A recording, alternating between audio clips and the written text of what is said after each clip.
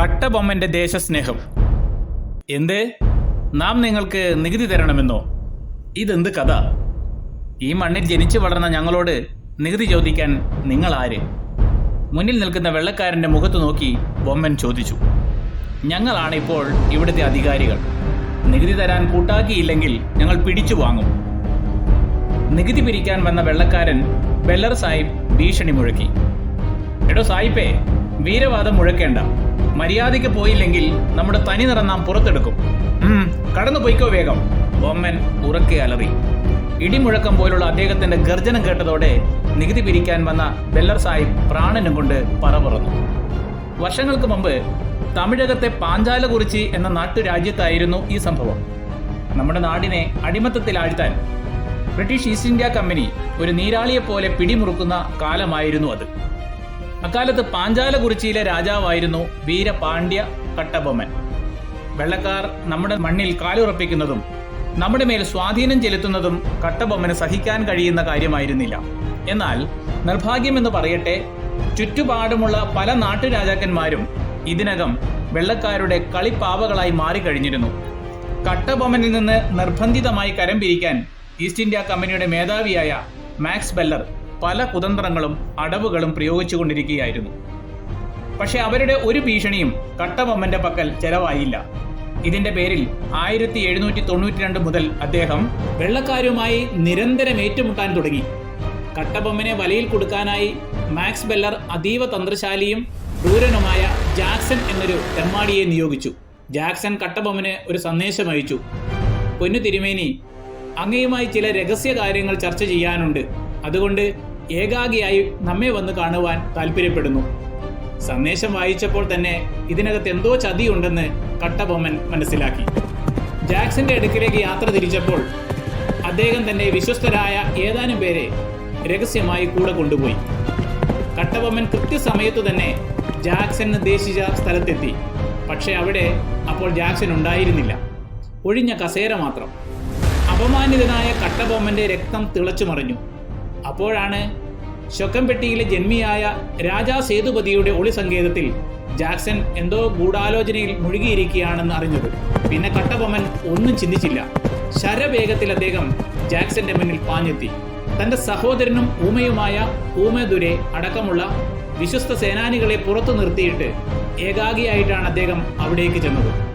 ഒട്ടും പ്രതീക്ഷിക്കാത്ത സമയത്ത്, ഒട്ടും പ്രതീക്ഷിച്ചിരിക്കാത്ത സ്ഥലത്ത് ഏകനായി നിർഭയനായി തലയുയർത്തി നിൽക്കുന്ന ബൊമ്മനെ കണ്ട് ജാക്സൺ നടുങ്ങി.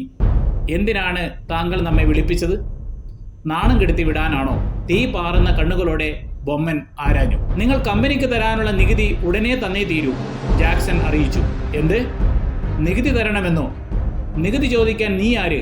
പോടാ പോ, ഇത് നമ്മുടെ ജന്മഭൂമിയാണ്. ഇവിടുന്ന് നികുതി പിരിക്കാൻ നിനക്ക് യാതൊരു അധികാരവുമില്ല, കട്ടബൊമ്മൻ ആക്രോശിച്ചു.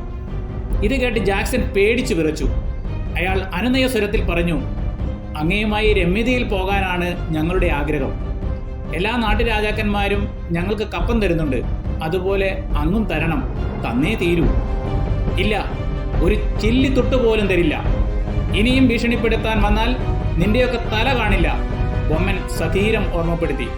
ഇത് കേട്ട് ക്രുദ്ധനായ ജാക്സൺ കട്ടബൊമ്മനെ ഉടനെ വിലങ്ങു വയ്ക്കാൻ തന്റെ സെക്രട്ടറിയോട് കൽപ്പിച്ചു.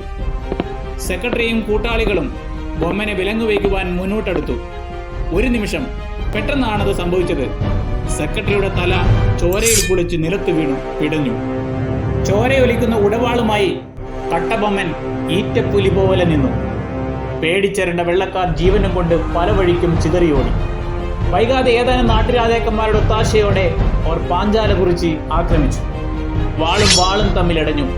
തോക്കുകൾ ചുറ്റും ഗർജിച്ചു. അവിടെ അത്യുഗ്രമായ ഒരു പോരാട്ടം നടന്നു. ദേശസ്നേഹികളായ കട്ടബൊമ്മന്റെയും കൂട്ടരുടെയും കയ്യിൽ വാളും പരിചയം മാത്രമേ ഉണ്ടായിരുന്നുള്ളൂ. വെള്ളപ്പട്ടാളത്തിന്റെ പക്കൽ തോക്കുകളും പീരങ്കികളും ഉണ്ടായിരുന്നു. എന്നിട്ടും കട്ടബൊമ്മന്റെ കർമ്മസേനാനികൾ ധീരധീരം പോരാടി നാട്ടുപടയുടെ ചാട്ടുള്ളികളേറ്റ് നിരവധി വെള്ളപ്പരീക്ഷകൾ ചത്തുമലച്ചു. വെള്ളക്കാരുടെ പടത്തലവനായ ലഫ്റ്റനന്റ് കൊളിൻസിനെ ഇതിനകം ബൊമ്മന്റെ സഹോദരനായ ഊമദുരെ വധിച്ചു കഴിഞ്ഞിരുന്നു. അതോടെ കലിപൂണ്ട വെള്ളപ്പട്ടാളം കട്ടബൊമ്മനെ കുടുക്കിലാക്കാൻ ചുറ്റും കെണികളൊരുക്കി. എന്നിട്ടും പത്മവ്യൂഹത്തിലകപ്പെട്ട അഭിമന്യുവിനെ പോലെ അദ്ദേഹം ഏറെ നേരം പൊരുതി നിന്നു. ഈ രംഗം കണ്ടുകൊണ്ട് കോട്ടയ്ക്ക് മുകളിൽ നിന്ന കട്ടബൊമ്മന്റെ വിശ്വസ്തനായ മന്ത്രി താപതിപ്പിള്ളെ ആ നിമിഷം തന്നെ ഒരു പരുന്തിനെ പോലെ താഴേക്ക് പറന്നിറങ്ങി. അവിടെ നിന്നിരുന്ന വെള്ളക്കാരെ അദ്ദേഹം ദുരിതര വെട്ടി വീഴ്ത്തി. അതിനുശേഷം കട്ടബൊമ്മനെ അദ്ദേഹം ഒരു രഹസ്യ സങ്കേതത്തിലൂടെ പുതുക്കോട്ടയിലേക്ക് കടത്തിക്കൊണ്ടുപോയി.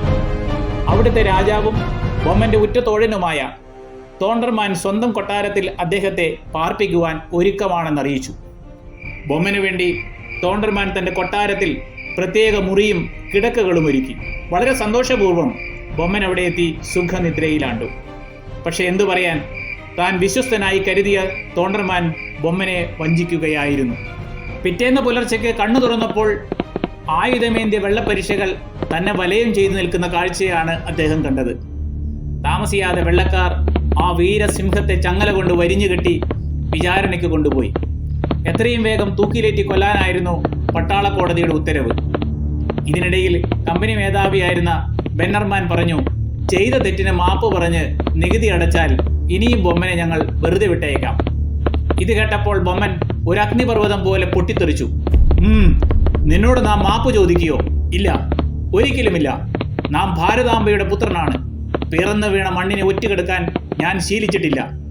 ഇതെല്ലാം കണ്ടും കേട്ടും ബെന്നർമാന്റെ ക്ഷമ നശിച്ചു. ഒരു നിമിഷം പോലും കളയാതെ ബൊമ്മനെ തൂക്കിലേറ്റാൻ അയാൾ ഉത്തരവിട്ടു. ഉത്തരവ് കേട്ടതോടെ കട്ടബൊമ്മൻ ഒരു പിടി മണ്ണ് വാരിയെടുത്ത് സ്വന്തം നെഞ്ചോട് ചേർത്ത് പിടിച്ചു. അമ്മേ, ഭാരതാംബേ, നിന്റെ സ്വാതന്ത്ര്യോദയം കാണാനുള്ള ഭാഗ്യം അടിയനില്ലാതെ പോയി. ഈ മകൻ അമ്മയോട് വിട പറയുകയാണ്. എങ്കിലും അമ്മയെ സ്വതന്ത്രയായി കാണാൻ ഒരിക്കൽ കൂടി ഈ മണ്ണിൽ ജനിക്കണമെന്നാണ് അടിയന്റെ അവസാനത്തെ ആഗ്രഹം. അതുമാത്രം. ഒരു പുളിമരക്കൊമ്പിൽ തയ്യാറാക്കിയിരുന്ന കയർക്കുരുക്കിലേക്ക് ബൊമ്മൻ സ്വയം തല കടത്തി. എന്നിട്ട് പീഠം തട്ടിത്തെറിപ്പിച്ച് ആ മഹാമന്നവൻ വീരസ്വർഗം പൂകി. എന്തൊരു ധീരത, എന്തൊരു ദേശസ്നേഹം, എത്ര ഉദാത്തമായ ജീവിതാന്ത്യം! വീരപാണ്ഡ്യ കട്ടബൊമ്മൻ എന്ന ഉജ്ജ്വല നക്ഷത്രം അങ്ങനെ ചരിത്രത്തിന്റെ ആകാശസീമയിൽ ഇടം പിടിച്ചു. നമുക്കും ബൊമ്മനെ പോലെ ഈ നാടിനെ സ്നേഹിക്കാം. ജനനി ജന്മഭൂമി എന്ന് ഉച്ചത്തിൽ വിളിച്ചു പറയാം.